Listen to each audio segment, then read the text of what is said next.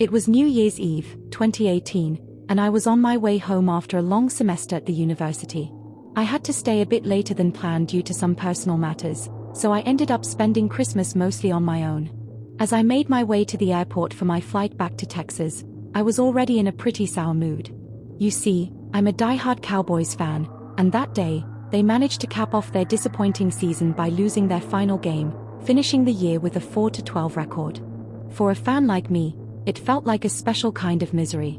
The Cowboys had become the first team in over a decade to achieve such a poor performance. To make things worse, my flight got delayed, which threw a wrench in my family's New Year's Eve plans. Originally, we were all going to drive to my cousin's house for a party, but now, with the delay, my parents left early in the main car, and I was left to drive the spare vehicle by myself. My mom, being the kind soul she is, tried to ease my frustration by leaving behind our golden retriever, Daisy, to keep me company. It wasn't exactly how I had envisioned ringing in the new year, but Daisy was always great company.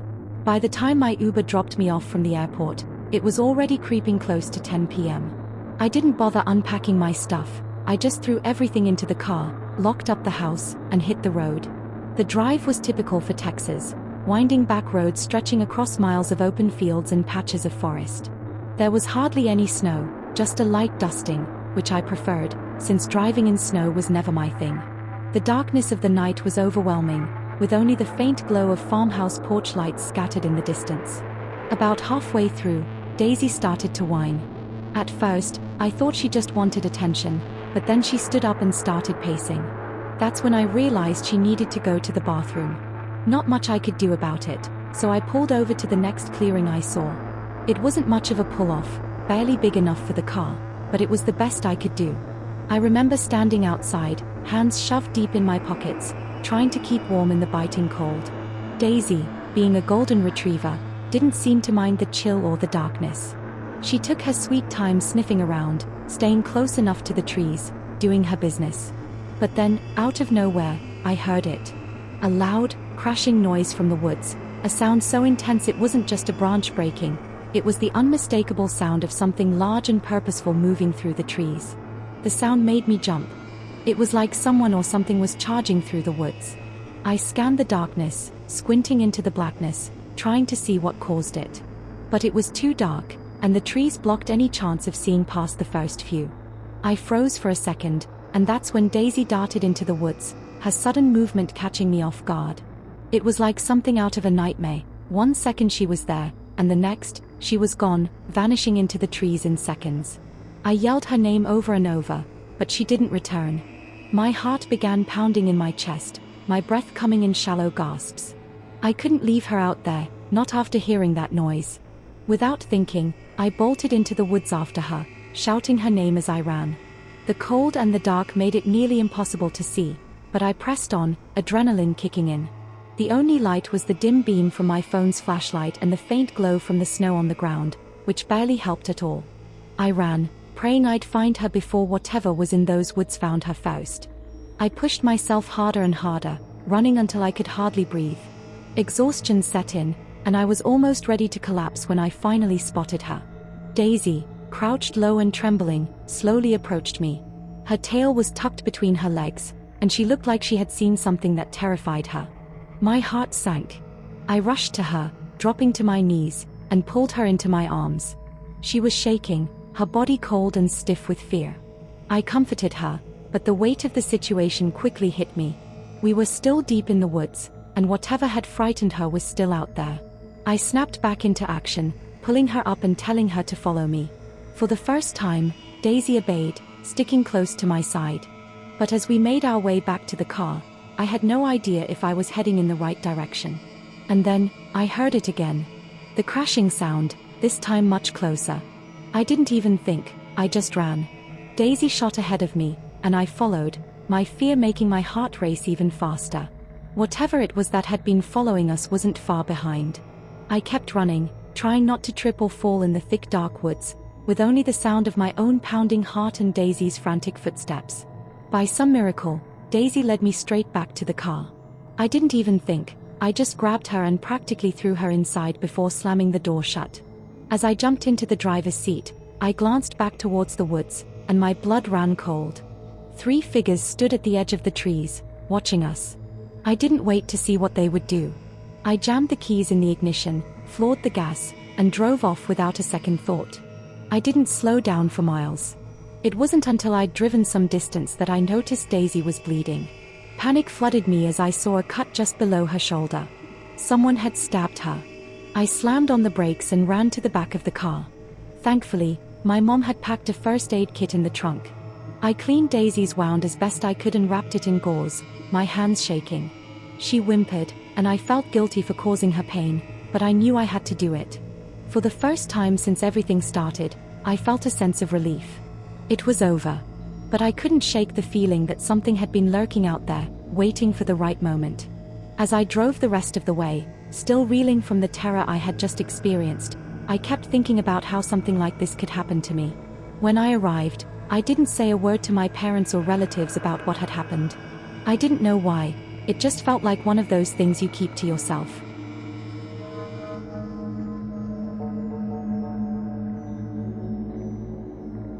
What I'm about to share with you is something that still lingers in my mind, especially as this time of year rolls around. This incident took place on New Year's Eve a few years back when I was on my way to my parents' home to celebrate the start of the new year. They live a few hours away in the quiet, remote areas of Pennsylvania. I had left in the late afternoon, expecting to arrive with plenty of time before the celebrations kicked off.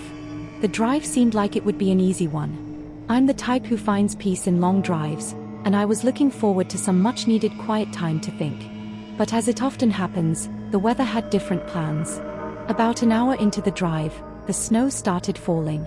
At first, it was light, just a few flurries that barely made an impact on the windshield. It wasn't enough to worry about. In fact, I even found it kind of beautiful, just a light dusting, making the world outside look like a winter wonderland. But, looking back, I think I might have jinxed myself. As I drove further, the snow kept coming down harder and harder. What started as a gentle snowfall quickly escalated into a full-blown blizzard. Visibility dropped significantly, and the roads turned slick. My little sedan, not built for harsh winter conditions, started slipping on even the smallest inclines. I knew right then that I had to pull over. There was no way I was going to continue driving in these conditions. I'd already made the mistake of not planning my trip properly. It was my responsibility to ensure I was prepared for situations like this, but I hadn't been. I managed to find a small spot on the shoulder of the road, just far enough off the highway so I wouldn't be in the way of any passing vehicles, though at that point, there weren't many. I texted my parents to let them know about the situation, and they immediately became worried. I did my best to assure them I was okay, but truthfully, I wasn't sure myself. My only hope was that the storm would pass quickly. Unfortuitously, it didn't. The snow just kept falling, covering the roads and piling up around my car. After an hour or so, it became clear that I wasn't going to make it to my parents' house that night.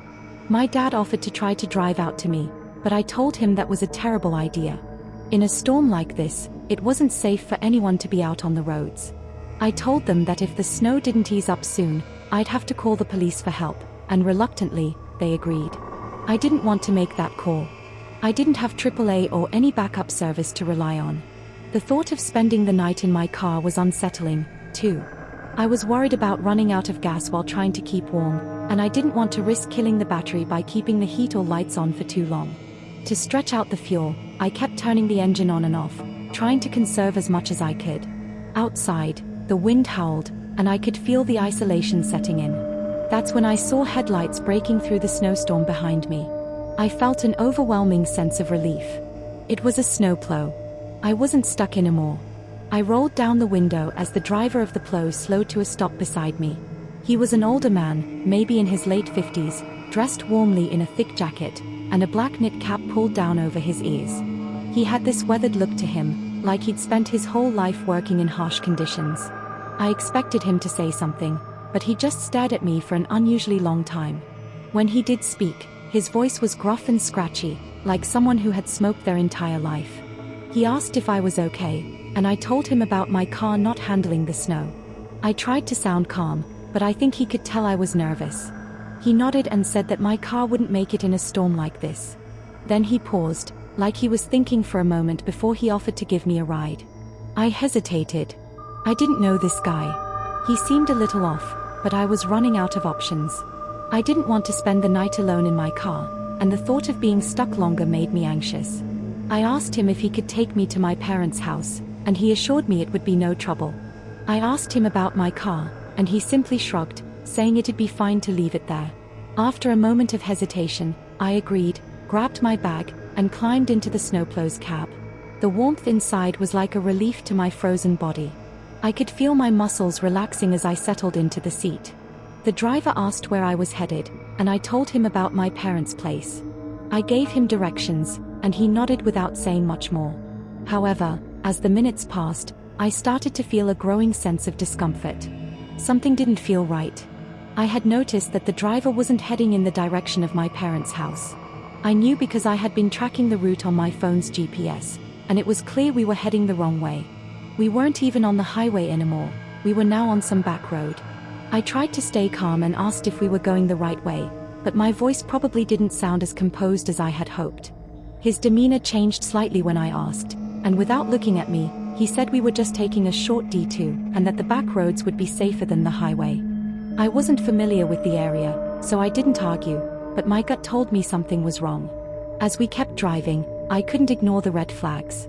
Empty liquor bottles were rolling around on the floor near his feet, and I noticed maps stuffed into the side pockets. My heart started pounding in my chest. I could see a knife wedged between the seats. At that point, I was certain we weren't on the right path. The GPS kept recalculating as he missed turn after turn, and the man didn't even glance at it.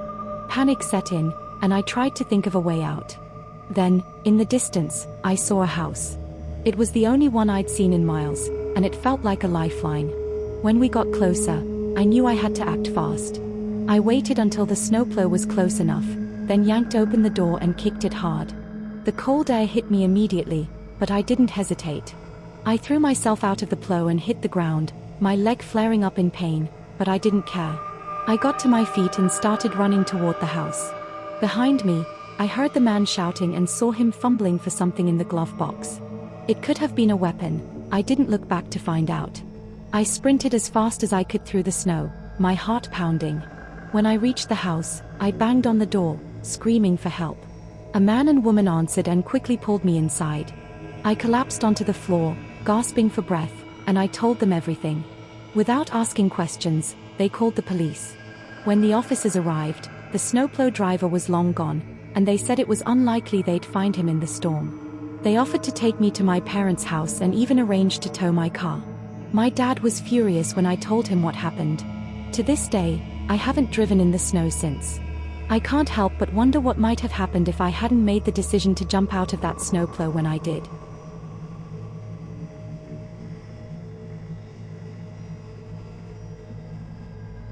I've never been one for big parties. Even back in college, I quickly grew tired of the whole going out scene. Instead, I discovered I enjoyed spending my time in a more meaningful way, doing something that mattered with a small group of close friends. I come from a rural area in northwestern Ontario, and this particular story takes place a couple of years ago. It's funny how some things stick with you for a lifetime.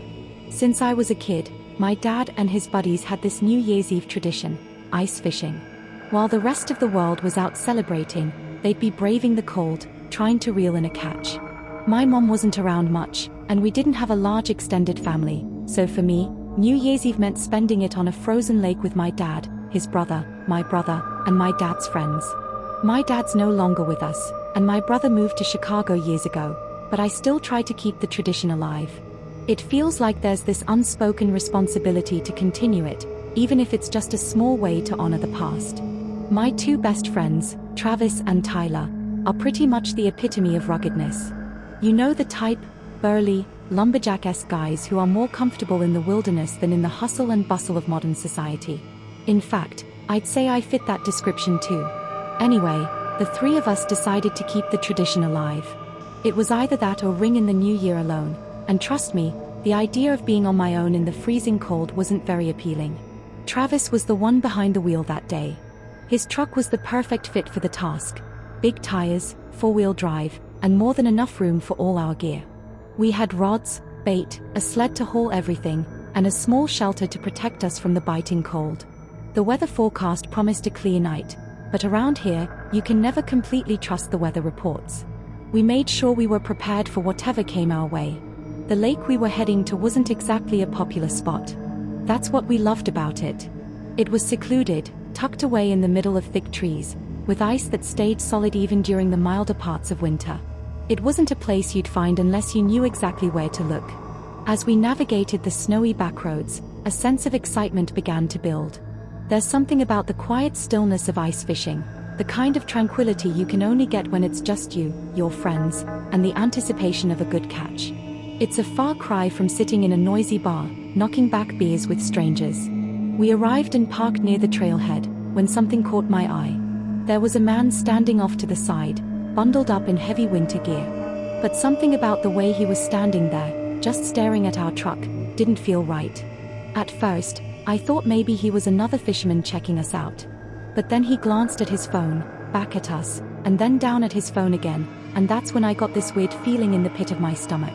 It wasn't like he was just casually passing by, he was intentionally watching us. I mentioned to my friends that this guy was creeping me out, but Tyler just shrugged, and Travis didn't say anything, so we kept unloading. Out of nowhere, the man suddenly rushed toward us, waving his arms frantically. I rolled down the window to hear him out, and he started shouting that we needed to come help him. His friend had just fallen through the ice. He pointed at his phone, claiming his buddy had just messaged him, sounding desperate. His frantic urgency made us hesitate for only a moment before we all jumped out of the truck and followed him as he bolted down the trail. We didn't even stop to grab our coats. There was something in his voice that made it impossible to think twice. As we got closer to the lake, something didn't feel right. He wasn't leading us to a well-known fishing spot, but rather to a more isolated part of the shoreline, far from the thicker ice. I was about to stop and question it, but by then, we were too deep in, and suddenly, we saw them, 2 more men standing at the edge of the lake. They weren't dressed for fishing, and they weren't moving. They were just standing there, waiting. My heart sank when I glanced down and saw that one of them was holding a gun. I can't even begin to explain the sheer panic that shot through me in that instant. It's a feeling I hope no one ever has to experience.